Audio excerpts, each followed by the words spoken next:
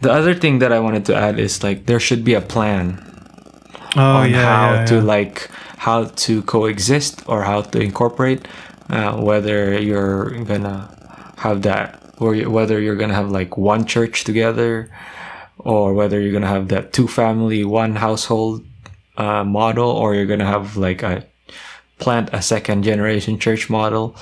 The important thing is to have that dialogue and to plan, because if you don't, then it's always gonna end up like the same way.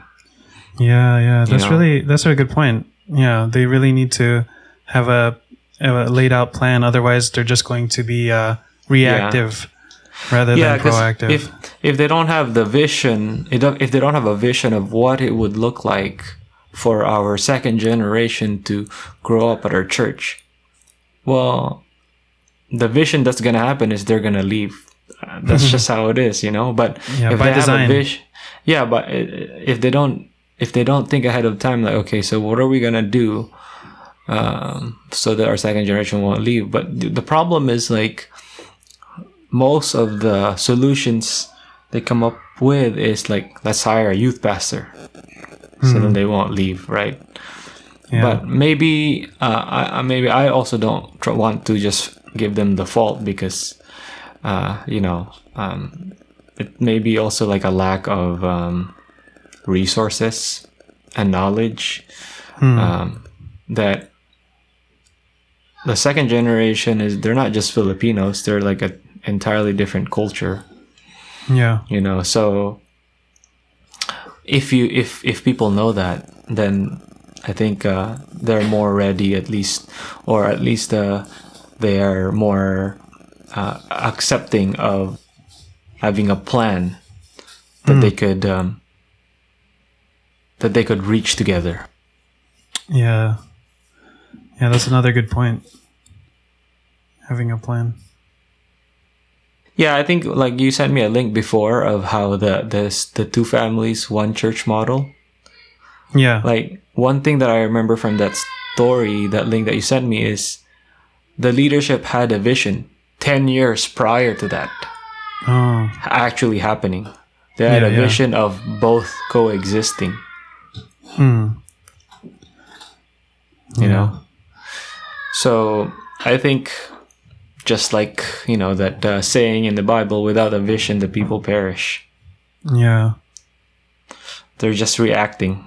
Right. Yeah, they need to be more proactive and come up with because I think this issue, this first gen, second gen, it's such a big issue, but it flies under the radar. It's not something that's on their radar, and that's why the second generation always leaves, because they don't have because there's a problem that flies under the radar. They're not prepared for when they become college age Yeah.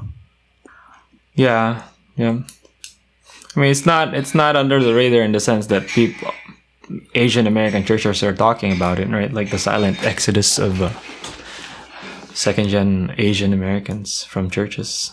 You see that, Well, and there's some talk about that.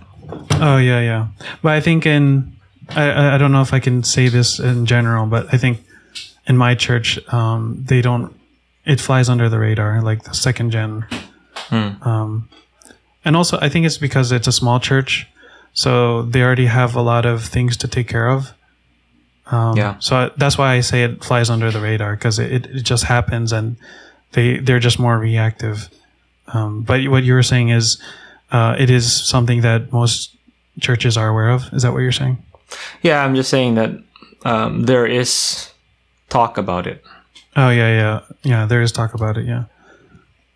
But I think I would say that the Filipino churches, they only start talking about it after the fact, like when it's already happened that people have left. Like in our case, my church was only more aware of it when our generation left, and then they were thinking more.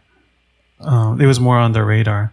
But even then, like our church is still small, so there was little plan to.